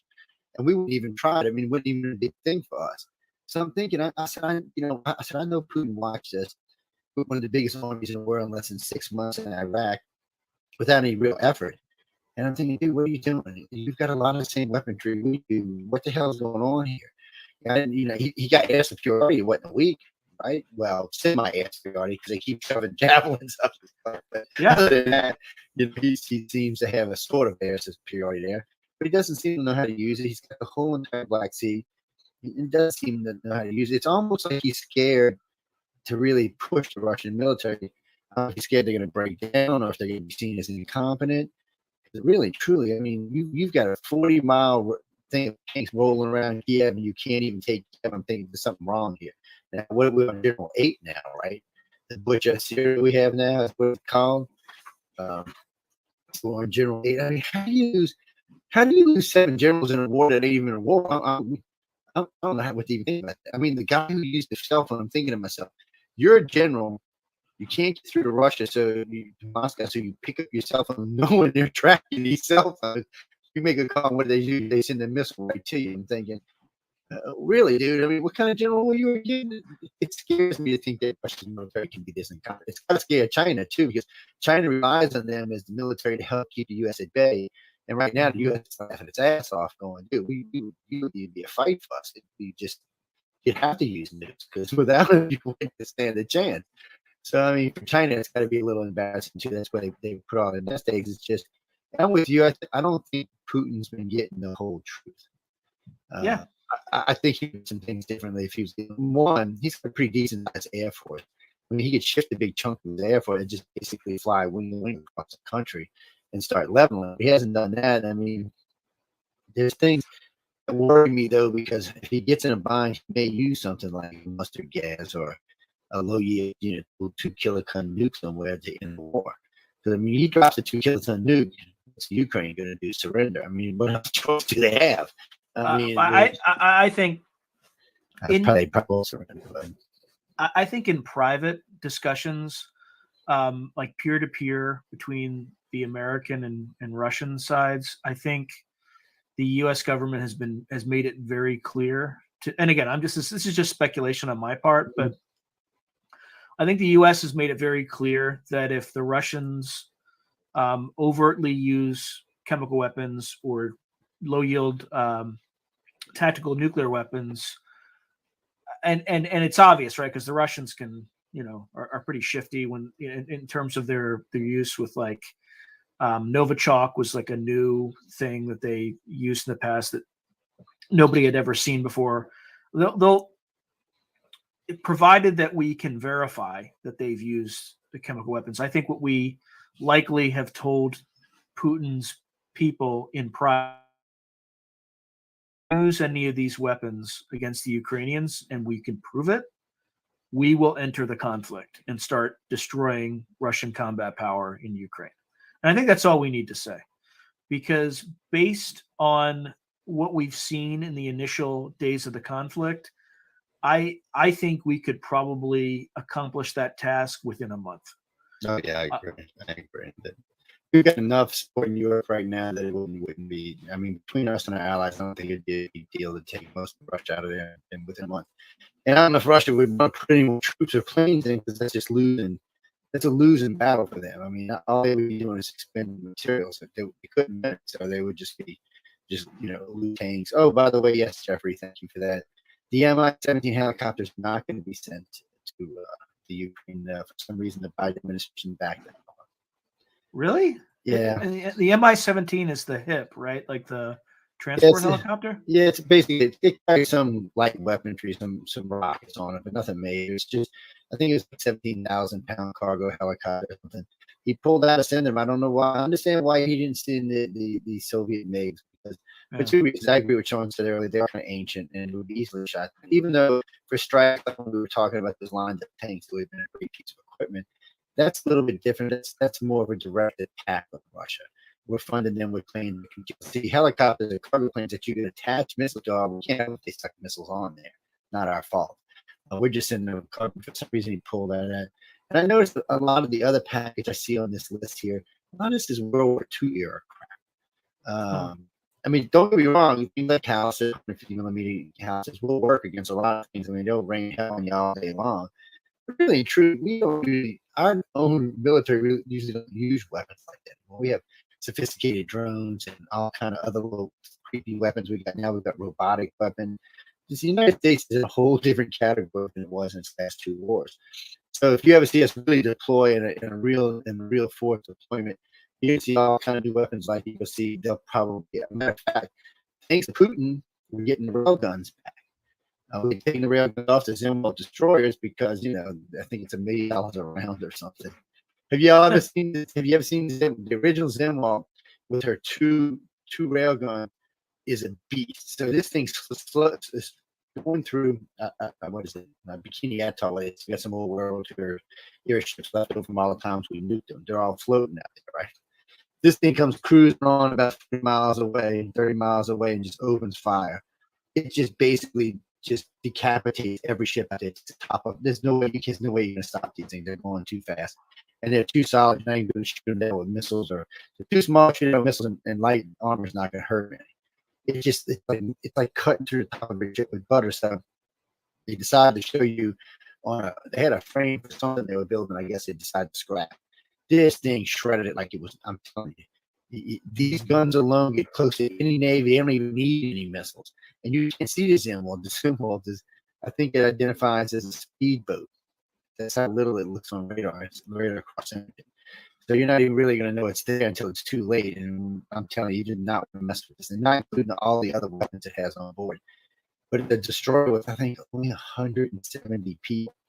Put this in perspective, the World War II ones were usually somewhere around 2,500 to 5,000, depending on what kind of destroyer it was or battleship. I mean, the carriers today hold 5,500. Just to put in perspective, this thing's sailing around with only, it's got all kind of systems on it that rebuild themselves, recreate work cells, repair themselves. This is definitely state of the art. It is definitely nobody wants to be tangled with this thing. I remember when Xi Jinping seen it the first time when anybody ever seen it in public. They had a picture of Xi Jinping, right? He's watching it on TV. You just see his eyes go, "Oh shit, what is this thing? Where did this thing come from?" Immediately, he's out there talking about hypersonic missiles. And to help people understand what a hypersonic missile is, you do, people, in case y'all didn't know this, all ballistic missiles are hypersonic missiles, all of them. I just wanted y'all to understand that. It's not that we don't have them, we just have these little mini ones that they got, which, from what I understand, is not very far off. Cruise missiles at hypersonic speeds are just deadly. You can still shoot them down. The problem with this is they want you to think you can't shoot them down.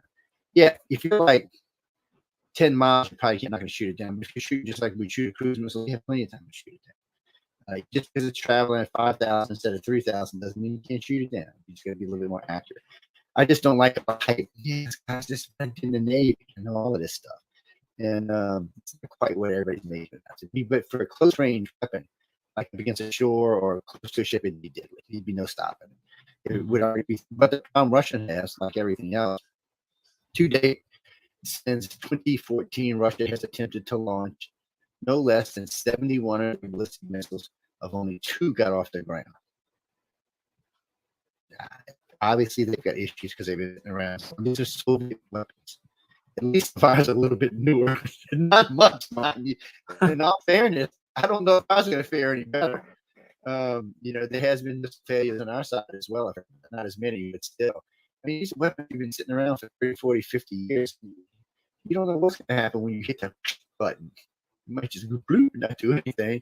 Maybe blow up on a pad. You just don't know until it's just something we shouldn't be relying on. At least George Bush decided to develop what do you call it, the planet killer. 200 kilotons. Yeah, basically it's a hemisphere killer is what it is. It pretty much ripped the hemisphere off the top of the planet. You Aussies might survive, but the rest of us would be melted. I don't know why we need weapons like that. Sheer destruction. I guess it is just sheer destruction, isn't it? See, that's what scares me. What does Putin have in his arsenal that we don't know about? What do you think he's hidden weapons? He's got some nasty chemical weapons. I know that. I can't really talk about them, but he's got some nasty, things there. They still have, tactical nukes. We pretty much removed them from our arsenal years ago. So I think the Russians see it as just an, like an escalation, like staircase, basically. Whereas we see it's kind of more of an analog view of the world, where it's a continuous line of escalation, where we see it as digital, right? It's either no nukes or nukes, right? Yeah, and real nukes or no nukes, yeah. And that's kind of it's not. I mean, it's not necessarily a problem. It's safer for the planet to be that way, but we can also escalate it much faster than they can, right? Yeah, we go to 0 to 1 in half a second. So I don't think this will result in any nuclear exchange, although the Russians have been playing it pretty fast and loose. So they flew 2 Sukhoi 24 aircraft over the Swedish island of Gotland, and they were said to be carrying nuclear weapons on board. Yeah, and that's the reason they joined NATO. I mean, wouldn't you?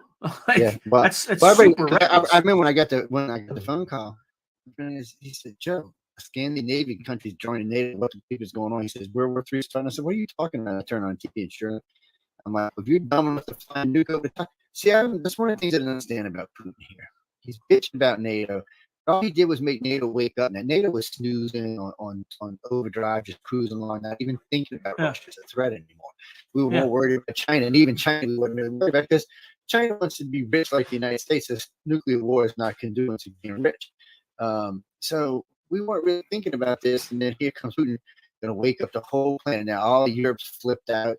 They're spending more money on NATO. NATO's deploying troops along the borders now, which we haven't done since the Cold War. At one time we had 300,000 troops in Germany. Now we're talking about putting them back there. And I'm like, man, come on. I mean, I think last I heard we were down like 50,000 over there. So that was a big drawdown. But it looks like they're going to put them back now. And we're talking about deploying troops in other places, in Poland and other countries. Before America knows, we're going to have 1 million troops deployed again. It's a huge army because you remember this, ladies and gentlemen, when we deploy 1 million, we have to keep 1 million at home. So that means we have to double the size of our military every time we do this. So at one point, our military was huge. It was spread all over 3 to 5 million, and it finally got under control after the Iraq wars and downsized it because we didn't really think there were any threats other than hotspots. I'm going to change that and make us have to escalate again. And it's just a waste of our money. We could be spending on something else. I'm with Elon. I'm ready to go to Mars, man. Let's stop trying to blow shit up on Earth. Let's go to Mars. I don't know if you heard Elon say this. This was great. Ladies and gentlemen, Elon Musk kind of reminds me of one of the James Bond movies, Moonraker. The guy who went up in space, was going to wipe out the Earth because he wanted to make a perfect thing. So he wants to go there and establish his own colony with his own rules. Okay, that's fine. I can understand that. Then he's talking about establishing several colonies with their own rules under Elon Musk and developing weapon systems that can deploy to deter the United States and Russia from coming there without permission. I was like, wait a minute, fool, wait a minute. Dictator, what the hell's going on here? Things like that bother me because Elon's the kind of person that can pull this off. Yeah, it's amazing that one man can pull this off, but this guy can actually pull it off. And if he gets Bezos or what's his name on the same side with him, ain't no stopping these guys. I said this when I first started doing radio 25 years ago. I used to preach this. You ever want to see the space race really take off? You ever want to see us really make progress in space? Privatize it. We've privatized it, and it's booming all over the place. It makes the Russians, and Chinese, and Americans look like they're going backwards at how fast the rate of technology is growing here. I mean, come on, Elon built a bunch of SpaceX shuttles and just gave them to NASA, and that's why I'm building them on. I'm going back to building my rocket to go to Mars and the moon. So, and I've got a bunch of reusable craft that they can both use the rockets and the capsules, which NASA can never seem to qualify right without blowing up. And here we are, this man wanting to go. Maybe he knows what's coming. Maybe he knows Russia can't be trusted. Maybe he doesn't want to live on a planet that glows. I'm just saying, people. Right now, with China, I don't see it's hard because nuking the Ukraine is like nuking Russia anyway. Because any fallout from the Ukraine is going to fall out in Russia because of trade wars. Same problem the United States and China has. We can't nuke each other because, in case all y'all forget this, every so often our country gets covered in this red dust that comes from where? China. We share the same jet stream and the same wind. So if they nuke us, they're nuking themselves. If we nuke them, we're nuking ourselves. Russia's a little bit higher, won't be as bad then, but for us and China, it's a direct trade one. You can't nuke one without nuking the other. So if you decide you're going to destroy the United States, you just decide you're going to destroy yourself. It just has to be. And if both countries nuke each other, the amount of radiation circling the globe at this time in the northern hemisphere will pretty much just wipe everything out. Now, you people in the southern hemisphere might have vision of the winds change, and the only thing y'all going to have to worry about is the convection currents carrying radiation through the wall and down there. You might be able to survive that. The rest of us know, sorry, we're going to be a big glowing mass on the top of the planet. And who wants to live, look at it from Xi Jinping and Putin's side. Who wants to live in an underground base until they die? We had a big, beautiful blue planet. I know Putin's got kids. I know two of his daughters he's really into. The one who's a neuroscientist, she's running some big lab over there. He don't want her living there. He wants her out in the pub, enjoying her life and showing, hey, look what my kids can do. He doesn't want to live, even though he's crazy now. I have noticed he's gotten a little, it was scary when Trump came out and said he was crazy. I was like, wait a minute, what do you mean Trump, he's a little crazy? No, he's kind of a little crazy before I could talk to the guy. And he is weird. A lot of people said you'll notice when he has his cabinet together, they're like 7 sitting at this end together. Yeah. He has Putin way down on the other end of the table. And I'm sure it's a COVID thing, but people saying he's becoming patched, unreasonable, and not willing to talk. And this is coming from his own oligarchs, some of them that have now put bounties out on Putin. There's currently now $11 million to take Putin out, put out by 3 of his so-called buddies. I'm sure if he gets his hands in there, they're dead too, by the way. So that's another thing. Risking pissing Putin off as an individual is dangerous. I mean, he's killed people over the years. Yeah. polonium and into that. Novichok and dioxin. Likes to use Well, a lot of that stuff.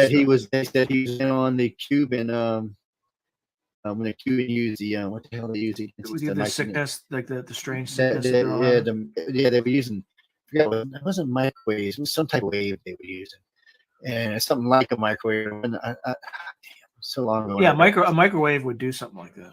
Yeah, so, locally, oh God, people I've seen microwave do horrible things. I've seen a guy. Quick story: I was working U.S. Navy. It's still in tech school, by the way. I just finished up Special Forces. I was in tech school in Millington, Tennessee, of all places. And I was working in the flight control center. We were updating radar systems. 2 were on, 2 were off. So they get this button on the side, and that flashes let you know it's on. You don't want to open up a panel when it's on because it'll crisp you. I mean, it's a serious amount of microwaves going through here. This isn't like it's just serious. So we're all working. I was open on the other side. I just shut down the unit. I was taking it apart and I was putting in the new transmitter, whatever the hell they call it. And I just got through putting it in. And I seen your boy pull the panel. I said, dude, is it off? And he just heard him start screaming. He just cooked his whole side in under 30 seconds. Cooked it. He was dead. I mean, he was just dead. And he dropped. It was basically, and I don't even want to tell you what it smelled like. It was horrible. It was, and meanwhile, the panel was now off and the machine was ass. So it's bouncing microwaves all this building. It actually burnt a hole through the side of the damn building to get out. It was crazy. And finally, I managed to relay it to a main switch. And I just cut the whole power off the whole tower, which is extremely dangerous because we had aircraft in flight. So they had to bring up these old two-way two-way radios we had to get in touch with them to let them know that they were in circle mode until further notice or were being pushed into another airport. I got a commendation that would have to look like shit to that. And it's like he said, you got the old rib and the whole 9 yards. I said, you can keep it. Too tired. I don't need no commendation for somebody dying. It aggravated the shit out of me. It should have been, it was one of the things that just shouldn't have happened. It should have just never happened. And this guy wasn't even a rookie. I mean, he was actually one of the instructors. He just screwed up. He got lazy. He wasn't paying attention. He just wasn't paying attention because you always before you because the light's flashing, so you push the button in, so it turns off the light. They're not even supposed to unlock until you push the button in and the light goes off. And because there's several ways to turn it off, but when you're doing it where there's a hard switch that cuts the whole unit off. I don't know if he thought he hit it or he didn't hit it, or maybe the light was not working or something. But it was instant. I mean, it was just instantaneous. And just weird. I watched one burn a hole through the side of a conning tower on the USS Nimitz. Idiot guy playing with it. I said, dude, is that thing off? He said, yeah, it's off. I said, dude, are you sure it's off? He said, yeah. I said, dude, why don't you double check? And I still remember the lieutenant commanders in the bridge because the captain was, I don't know where he was, and the first officer wasn't there because we were just sitting. And I still remember, I said, man, you better make sure that stuff. That thing gets bouncing around here. It's going to wreck some serious equipment. We're going to all get in deep shit. And I still remember the lieutenant. He said, what is that smell? I'm like, what is that smell? And then you hear the guy, he's cursing in 5 different ways. All of a sudden, you see daylight coming from underneath the equipment. It actually went melted through this. I mean, you got to remember, this thing's reinforced to take bullets and explosions and shit. I was like, oh, I'm not telling the captain. I said, I'm not on duty. And screw y'all. I wasn't in charge on duty. So I still remember this poor lieutenant commander. He says, man, my first day on the bridge, I'm going to get fired. I'm going to the break. I was like, did he get fired? No, but he got a lot of shit over it. We all had to go see. We all had to go to captain's, man. I still remember. He said, Joe, what's going on here? He said, you've been on my boat for a while. I said, I had nothing to do with it, sir. I said, I asked 30 times, is it off? Is it off? Is it off? Is it off? I said, he outranked me. What can I say? He's like, yeah, not anymore. He doesn't. I got promoted to get the motor. I was like, okay, man. It's just shit that happens. I mean, what happens is it gets intense when you're on this. Same thing for these guys over in the Ukraine right now. These Russian guys didn't want to fight. You could see it in their face. They thought they were on maneuvers. They had no idea they were going to kill people. And it's hard to kill someone you ain't never killed anybody before. That's what makes the U.S. so dangerous. We've got 50 years of trained killers right now, and pilots. We've been fighting, for the last 50 years. So we're dangerous. But no, the rest of the world ain't like that. Russia hasn't. When's the last time Russia did anything? Well, we'll say Syria, but that was a joke. Afghanistan was the last time they were really involved in anything. They got their asses handed to them over that. Thanks to over-the-shoulder rocket launches. Yeah, which we're sending the same things. Yeah, to so we're Ukraine doing right the now. same. That's the Ukraine. And that's another thing. How do you? It doesn't look like Russia could, even if they could take the Ukraine, it doesn't look like they could hold it. I don't know if they've Yeah, got the I don't. people to hold it. I mean, what's Russia? About Well, 180 million people now, and probably only 40 or 50 No. million of them are front page. No, they have 144 million, Yeah, and that's down. That's down Yeah. from 148 million in 1992. That's not good. They're going downward. And I mean, they're a big, No. huge country too. And last I heard, they're older than their age. Over 60 age was almost 50% of the country. So I don't know, man. I mean, how do you go to war with a country like that? Well, that's the other thing too. If you look at the age group that's pre-prime military age, it's shrinking. Yeah. So this is the last time they're going to be able to do anything, and they're going to burn through this generation. Then after that, they're not going to. They could have a demographic collapse. So Yeah, I don't know this what is the they're gonna last. do. This is the last chance that Putin had to do anything like this. But after this, they're done. Well, he can go borrow 300-400 million Chinese now. What the hell? What's 3-4? I'm sure Xi Jinping will have. Look, dude, I give you 300-400 million just to get them out of my country, man. I'll loan them down with no expectations of getting them back, Putin. You keep them, whoever survives. Yeah, actually, you raise a point that I haven't even thought about. Like that's a potential point of leverage of China over Russia, whereas the Chinese say, "Hey, look, we might be able to get you out of this bind, but it's going to cost you." And then we might see the same, like the reverse thing we saw in Korea with 250,000 Chinese soldiers that show up overnight and surprise the Ukrainians. That said, the Chinese actually had a pretty good relationship with Ukraine. There was a lot of trade between those two countries. Yeah, so that's what I heard. I doubt they would get involved unless maybe we got involved. Yeah, it's the only thing I'm worried about. Taiwan is what's going to be the problem for China, and they want them back then, but obviously they don't want them back there to start war because it's different than Ukraine. This kind of bites the Ukrainians, but Taiwan's more valuable to the world than the Ukrainians because of processors. So when you control 88% of all processors, well, yeah, you're way more valuable, and the world's just not going to let China have that technology. Excuse me, no. Why do you keep thinking we sail in the cruises through the strait all the time? That's to tell you if you blow them up, I'm going to blow you up. And nobody has an official protection pact. Technically, the United States is an unofficial protection pact with Taiwan. No one has an official one. I heard the other day,